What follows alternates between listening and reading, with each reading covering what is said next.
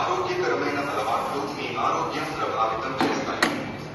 శరీరం, మనస్సు, ఆత్మ ఇవన్నీ కొద్ది శారీరక కార్యకలాపం వలన లాభపడతాయి. నిరుత్సాహంగా లేదా విముఖంగా ఉన్నప్పుడు వ్యాయామం సహాయపడుతుంది. అందుకే ఎందుకు వెయిట్ చేయాలి? కొన్ని సరళమైన చర్యలతో మీరు బలంగా మారి మీ మూడ్ను మెరుగుపరచుకోవచ్చు. మొదట మీ శరీరాన్ని తరలిస్తూ ఉంచుకోండి. సమగ్ర కార్యకలాపం శక్తిని పెంచుతుంది మరియు అలసటను తగ్గించేందుకు, నిద్రను మెరుగుపరిచేందుకు, బ్యాలెన్స్ మెరుగుపరిచేందుకు, తూగు నిర్వహణకు, గాయాలను నివారించేందుకు సహాయం చేస్తుంది. కానీ అది మాత్రమే కాదు. మెరుగైన కంటైన శక్తి మీ మొత్తం శారీరక ఆరోగ్యాన్ని పెంచి కదలికను కాపాడుతుంది, నిర్వహణలో సహాయం చేస్తుంది.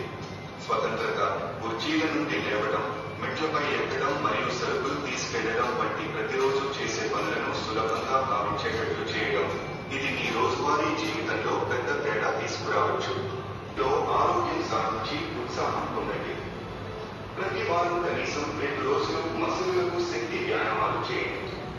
అది తేలికైన బరువులను ఎత్తడం, టెన్నిస్ బంతిని పట్టడం, భుజంగాలు చేయడం మరియు గోడపై పుషప్స్ చేయడం లేదా రెసిస్టెన్స్ బ్యాండ్ ఉపయోగించడం వంటి కార్యకలాపాలను కలిగి ఉంటుంది.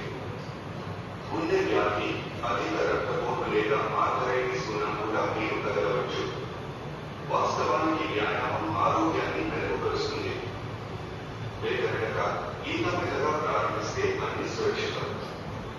మీ ఆరోగ్యాన్ని నిర్వహించడం అనేది కేవలం రోగరహితమై ఉండటమే కాదు, ఇది మీ జీవితం సక్రమంగా సాగిపోవాలని, మీ శరీరం, మనస్సు మరియు ఆత్మ సమతౌల్యంగా ఉందని అనిపించే సాధారణ భావం.